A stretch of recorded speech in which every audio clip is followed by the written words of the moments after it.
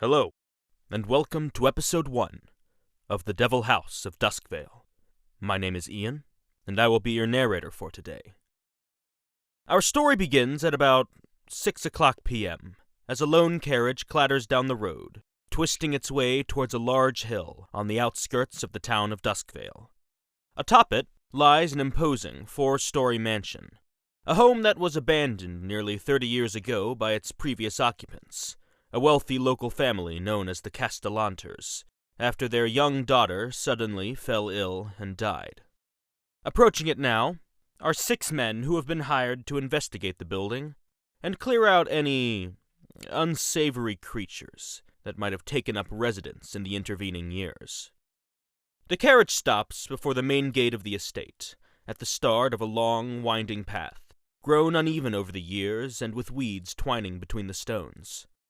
A small group begins to disembark. The first to set foot to stone is a tall, human man, about 6'3", in his mid-30s. He's sturdily built, and his splint armor shines in the light of the setting sun. With a shield on his back and a long sword at his hip, he seems a skilled fighter, but the holy symbol around his neck marks him as a paladin of Lathander, the Morning Lord, god of dawn, renewal, and rebirth. The man has a heavy brow, a blocky chin, and features that seem just slightly too large for his face, all framed by neatly parted, wavy brown hair. His name is Kosef Berndason. Second from the carriage is the light-footed wood elf, Leyland the Squint. Sporting the subtle greens and browns of a ranger, he has a bow and quiver on his back, and appears quite the opposite of Kosef. He's thin, lithe, and agile, with angular features, blonde hair, and a cocky grin across his face. As he descends from the carriage, his eyes scan the decrepit house, taking in every detail, from the rotting walls to the boarded windows. He sees bushes, likely once well trimmed, now forming a disorderly mass on either side of the entrance and in the surrounding gardens, a perfect complement to the overgrown footpath leading to the door. Before he can observe any further details, however, he steps to the side to make room for the third member of the party, Dr. Horace Vinberger, an enormous Goliath warrior. The carriage shakes as he steps out, hunched over so as to avoid banging his head on the roof. Once outside, he straightens to his full height of over 7.5 feet, and he regards the house with a patient, reserved expression. He reaches up and adjusts a pair of half-moon glasses on the bridge of his nose. A long, white, almost clerical robe, marked with the symbol of a physician, rests on his shoulders. He is fully bald and appears to be in his early 40s, with stone-gray skin broken only by a series of symmetrical red markings atop his round head.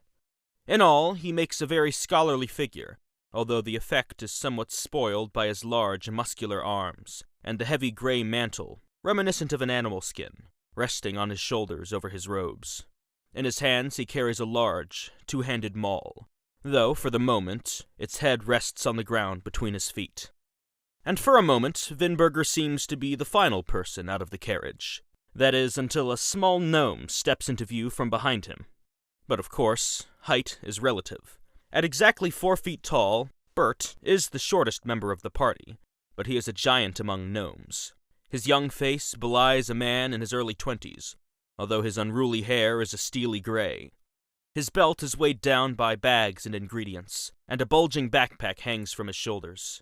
A small mechanical bird lands on top, digging its metal talons into the leather. To the casual observer, the creature would appear as an unsettling amalgamation of metal, cloth, and feathers, but Bert could recognize the fine-tuned and precise mechanisms that drove his homunculus, a minion which he had given the name Bart.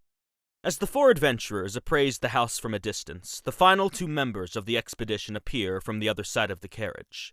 Both of their armors bear a golden skull over a white background of unbalanced scales, the symbol of the Hallowed Martyrs, a guild from the nearby city of Stilldale who had distinguished themselves as cleansers of fiends, undead, and other supernatural forces. The larger of the 2 is Ragnar, a grizzled half-orc war veteran with a great axe on his back. The elf beside him, Serial, is shorter and slimmer, but he walks with the confidence of a leader. A hero among the Hallowed Martyrs, he is revered for his speed and stealth. As the head of the expedition, it had been Serial who first recruited Kosef to the Hallowed Martyrs when the two had crossed paths at a church exorcism a few weeks previous. On that date, the paladin had seen firsthand the elf's skill with the shining silver rapier that hung at his waist. Serial had swung the blade only once, but once had been enough to vanquish the ghoul he had been dueling. Shortly afterwards, the Castellanter contract had arrived. Short on available guild members, Serial had asked Kosef to recruit any reliable freelance adventurers he knew to share the contract. The paladin had returned with the aid of Leyland and Vinberger, while Serial had recruited Bert. Kosef had worked with all three in the past. Standing now before the Castellanter manor, though, the party hears Serial speak a few words to the carriage driver, and the vehicle begins to trundle back down the hill towards Duskvale far below, leaving the group alone at the start of the weedy footpath. "So this is it," Kosef says, running his eyes over the overgrown lawn and boarded-up windows. He looks to Serial. "Do you know why they left? The family? Was it voluntary, or were they forced out for some reason?" Serial shrugs. My guess is the family couldn't live with the memories, once their daughter died. He begins to walk forward up the winding footpath, the others following behind. Leyland steps up to Serial's side. "And they want us to clear it out?" the ranger asks. "That's what Lady Castellanter asked the guild to do." Vinberger glances up at the towering structure before him and frowns. "Is there something inside?" "Not necessarily, but when a house is abandoned as long as this one, it doesn't hurt to have it checked." "So they're moving back in?" No. I suspect they just want to refurbish it and sell it. This should be an easy job." The elf steps up onto the small porch at the front of the house, boards creaking beneath his feet. The others ascend behind, noting that much of the wood paneling on the exterior of the house has begun to rot. As Kosef approaches the front door, Serial hands the man an ancient brass key, which the paladin slips into the lock and turns, eliciting a satisfying click. The man lifts the latch and moves to push the door open, but it sticks in the frame. Kosef gives it another shove, but the wood just creaks under his weight, unmoving, as if the paladin were trying to push open a solid piece of the wall. He shrugs and steps back before gesturing towards Vinberger. Dr. Horace, if you'll do the honors?" The Goliath nods and takes Kosef's place. For a brief moment he evaluates the door, before he raises a foot and strikes it just below the latch. With one solid kick, the door flies open, splintering part of the frame in the process and rebounding against the wall, sending a shower of dust cascading over the threshold. Inside, only darkness can be seen. The doctor turns back to Kosef. "By the way, I prefer to be addressed Dr. Vinberger." The paladin opens his mouth to respond, but before he can speak, a dark mass billows forth from the doorway. The party stumbles back, shielding their faces as a swarm of bats streaks out of the house, rushing around them and out into the evening sky. As he watches them go, Leyland gives a sad shake of his head, sighing. "Goodness, every second the retail value of this place just plummets."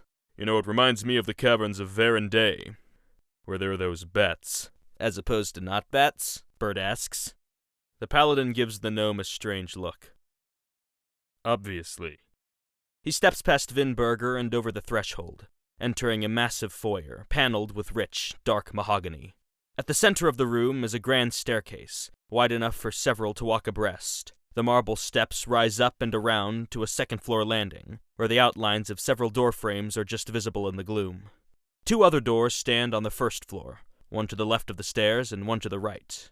Overhead, the light streaming in from the open doorway glistens in a large chandelier. The floorboards creak under Kosef's feet, the first weight to disturb them after decades of stillness.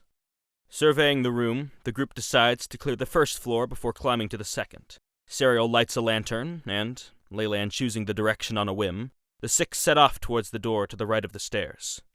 With a turn of the key, it swings open, revealing a long, barren hallway.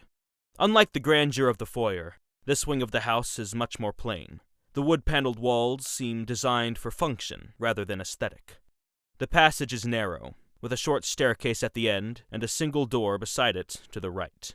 Kosef leads the group through the latter, and they emerge into a moderately sized kitchen, dark except for the narrow chinks of light admitted by the boarded-up windows, and the frame of what seems to be a small exterior door leading to the rear of the house.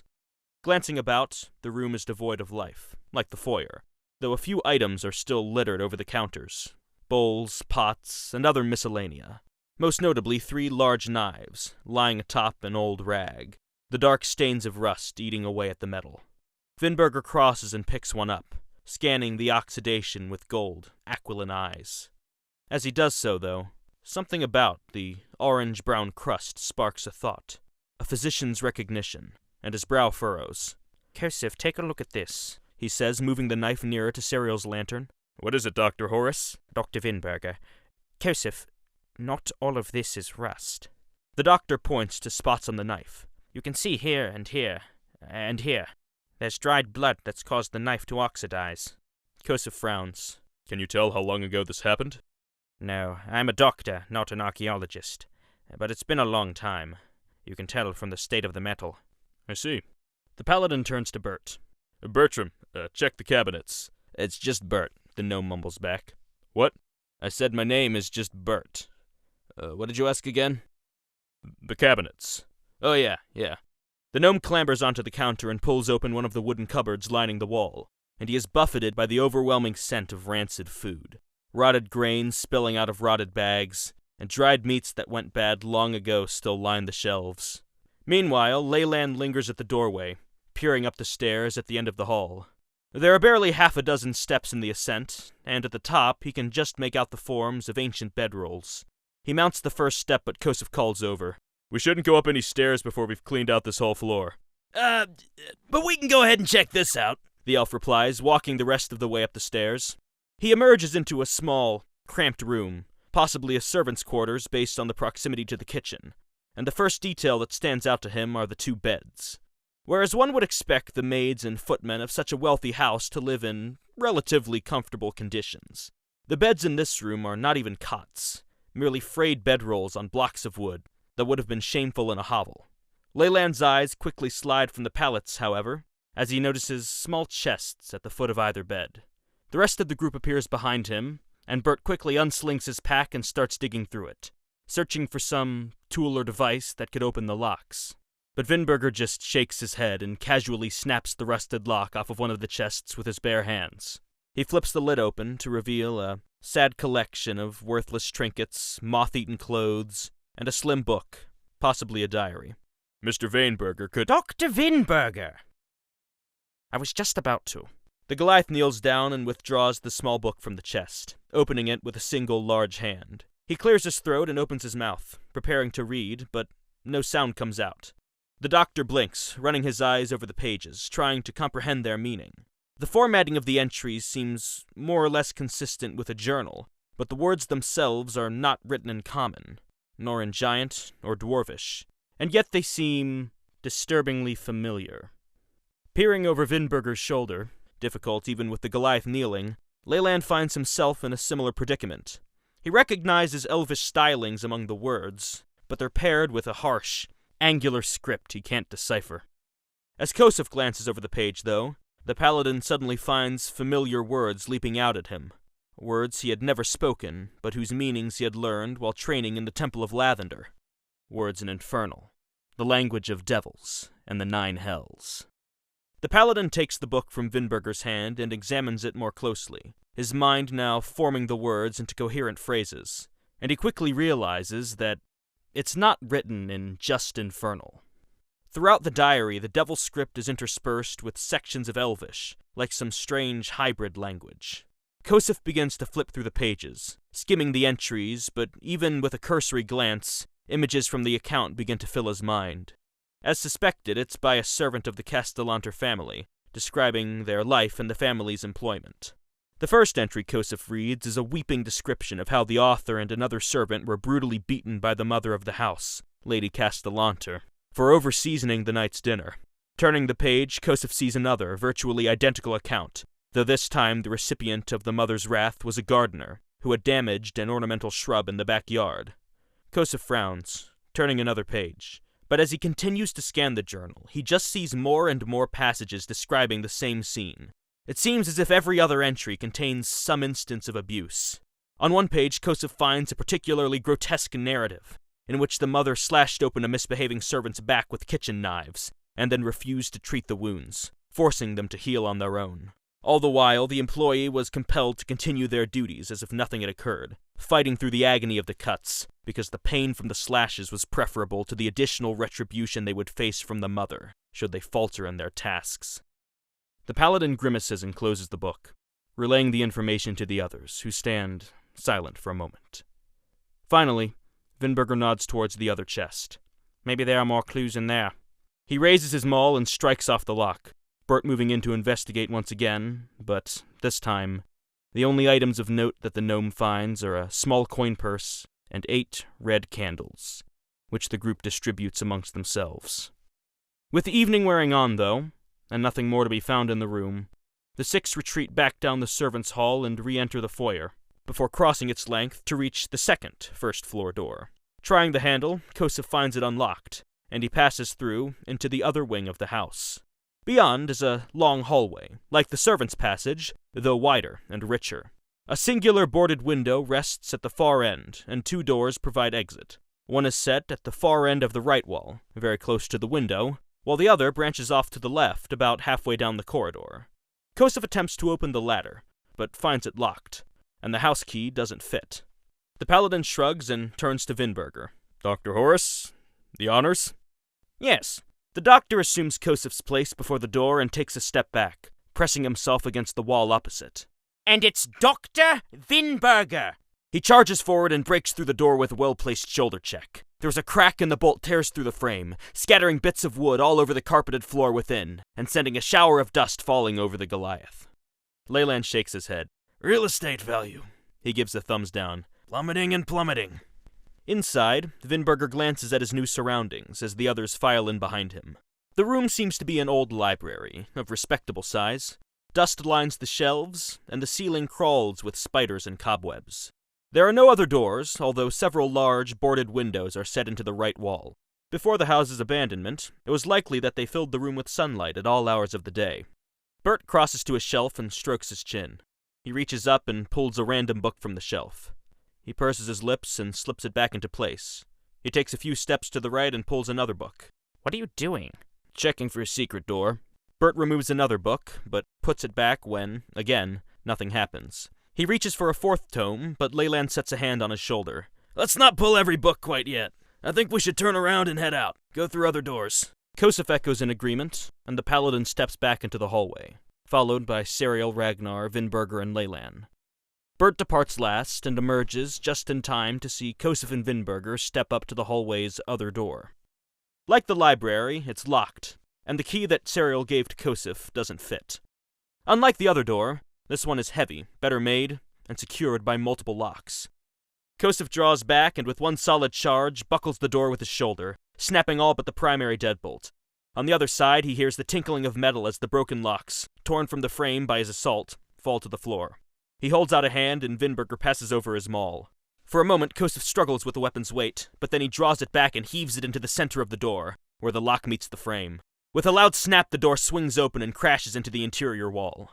Looking through the now open space, the group sees that the room before them is smaller than the others and looks to be a study of some sort.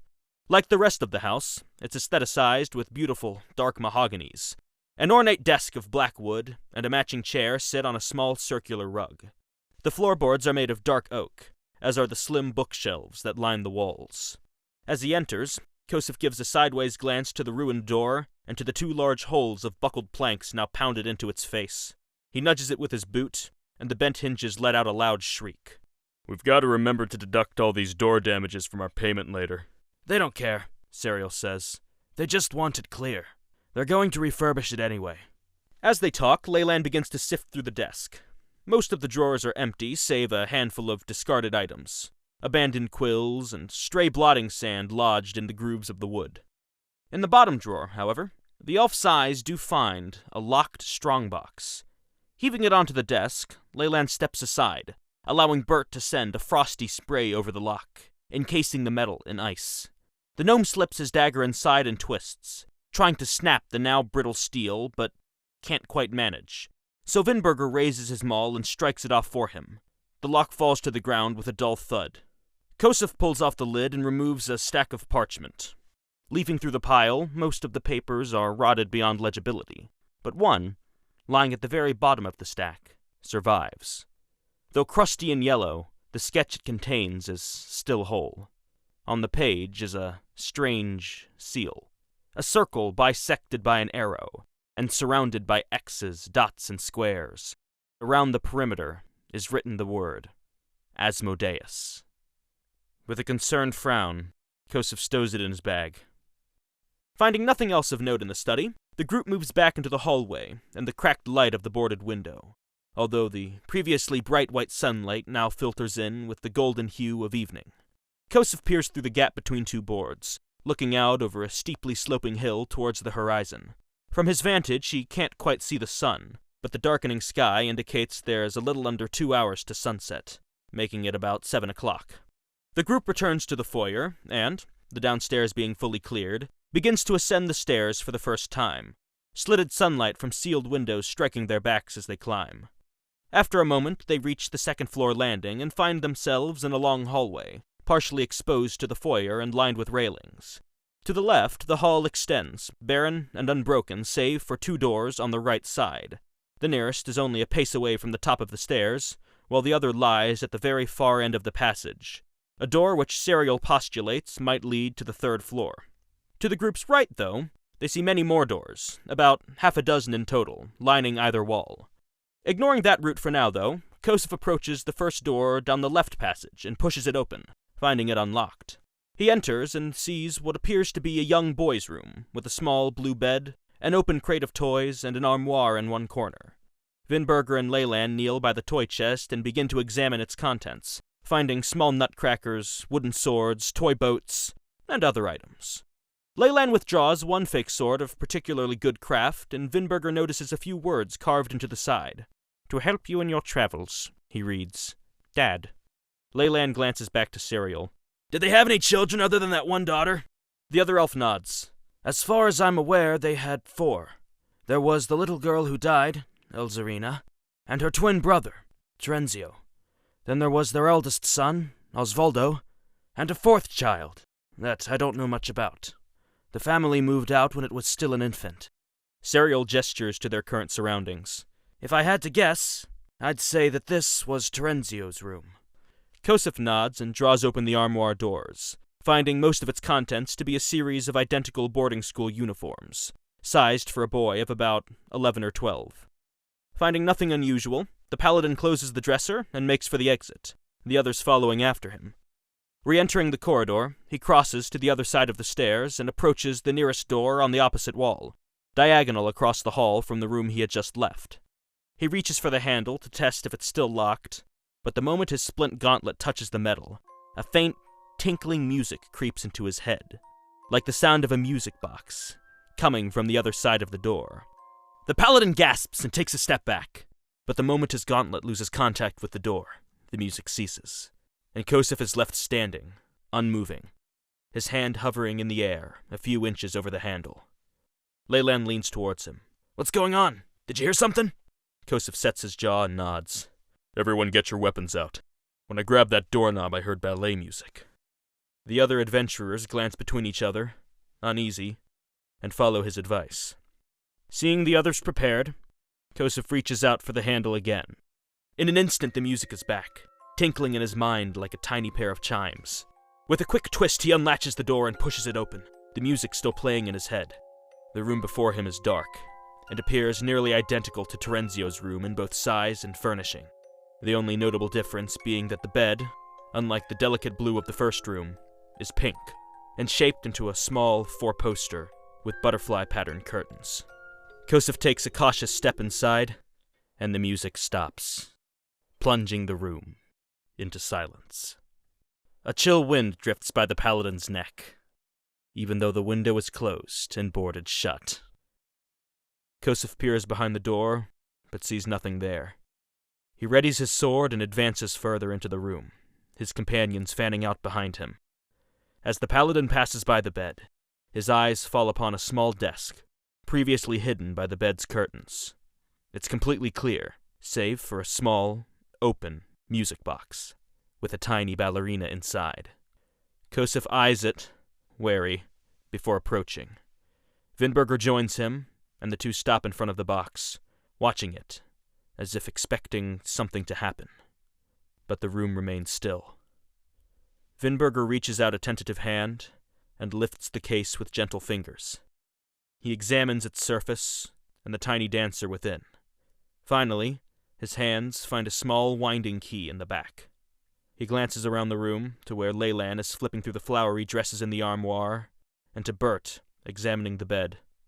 Finally, the doctor's gaze settles on Kosef, standing just beside him. The paladin returns his apprehensive look, but finally gives a small nod. Bert, watch the door.